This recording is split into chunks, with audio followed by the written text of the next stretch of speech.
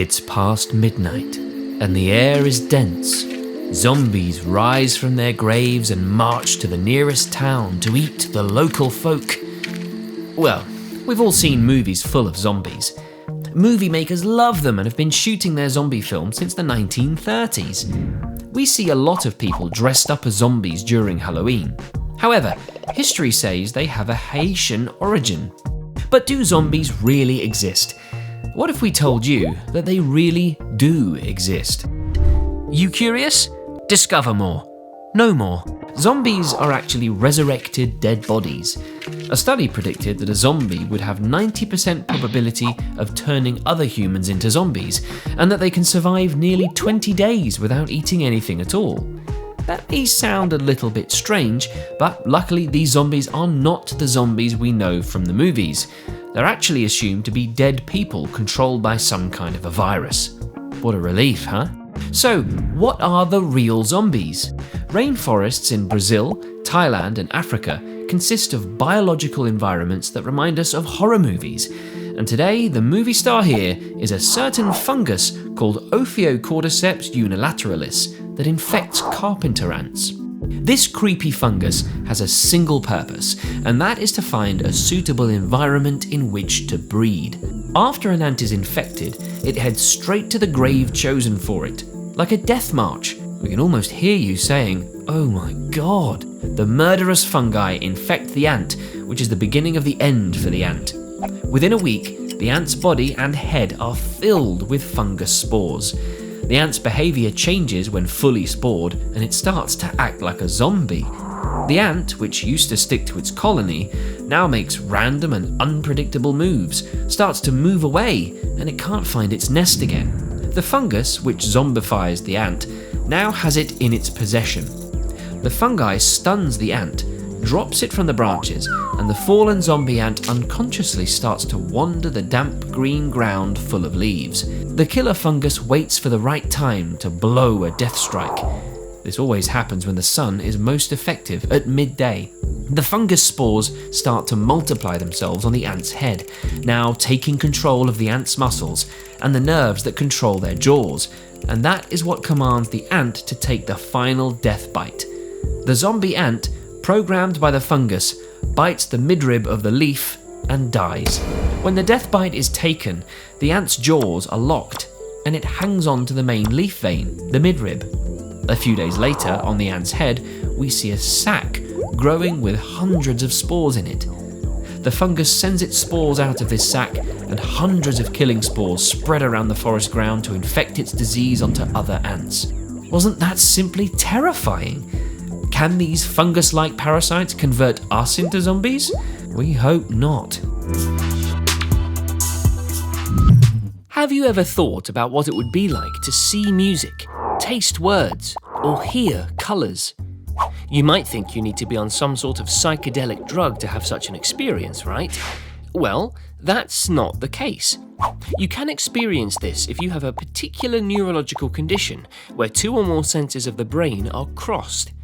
The stimulation of one sensory pathway, for example hearing, leads to an automatic involuntary experience in a second sensory pathway, such as vision. This is known as synesthesia and can create some very unique perceptions of the world.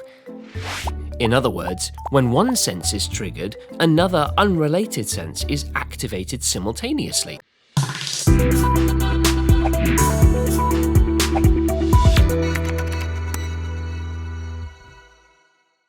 People who have synesthesia are called synesthetes.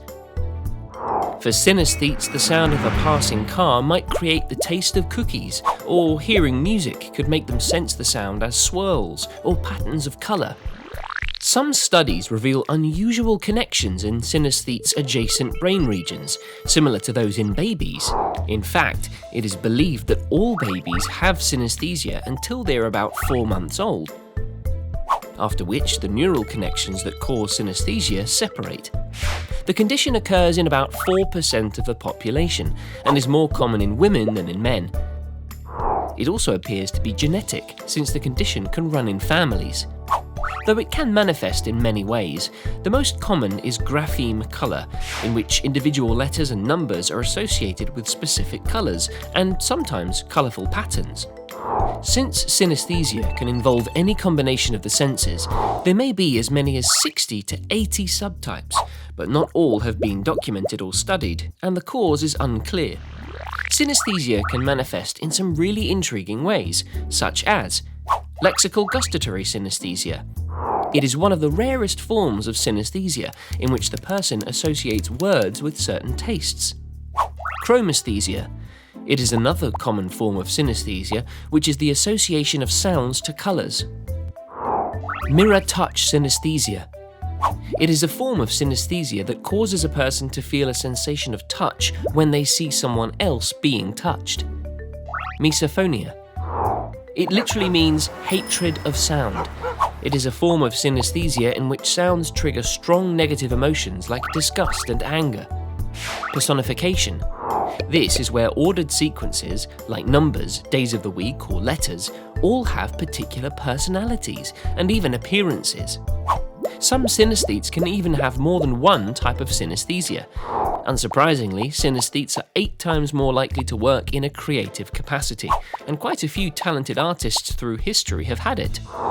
While there is no way to diagnose synesthesia, synesthetes have a few things in common. Their mixed perception of senses is involuntary and happens without them having to think about it. Their condition is experienced rather than imagined, which means they wouldn't have to think about it, their brain would make the association immediately. The sensory mix-ups are always the same, which means the colour purple will always taste like strawberries and will not taste like apples on a different day to someone with that type of synesthesia. The secondary perception is usually more memorable than the primary one. So, if a synesthete associates someone's name with a colour, they will remember the colour first before the name. There's no specific treatment for synesthesia. Many people seem to enjoy perceiving the world in a different way than the general population. On the other hand, some synesthetes feel that their condition makes them different, and they have trouble explaining what they experience to others. Talking to other synesthetes, either in person or on the internet, will help realize that there are others who experience the same thing and help deal with feelings of isolation. Speaking with a mental health professional may also help synesthetes to see the value that synesthesia adds to their life. Instead of having a dominant side of the brain, both sides of their brain harmonize nicely as they pursue work they're passionate about. For now, synesthesia is just another phenomenon, and we don't completely understand the things that go on inside our brains. That's all we have for today, folks. What is deja vu? You walk into a restaurant for the very first time, and as you look around, you get a strong feeling of familiarity, even though you have never been to this place before. This is what we call deja vu. Deja vu is a French term which literally translates to already seen. It's that overwhelming feeling of having already experienced the present situation we're in, but the time, place, and context of the event are uncertain or believed to be impossible. Although some interpret deja vu in a paranormal context, like experiences from past lives, scientists and psychologists explain it as a momentary misfiring of neurons in the brain, which creates false connections.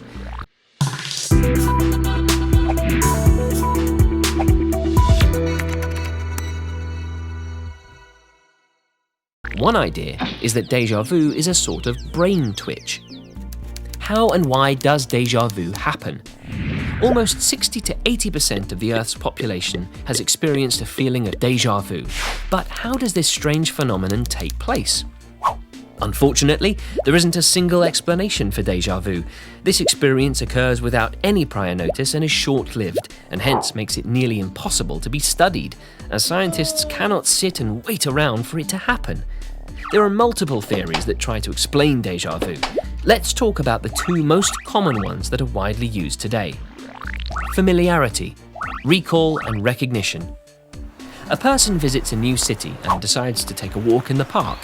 He comes across a lake and sees some ducks swimming around, and suddenly gets a feeling that he's been here before. But that's impossible. This brings us to our first theory of familiarity and recognition. This theory simply states that remembering requires two processes working together: familiarity and recollection.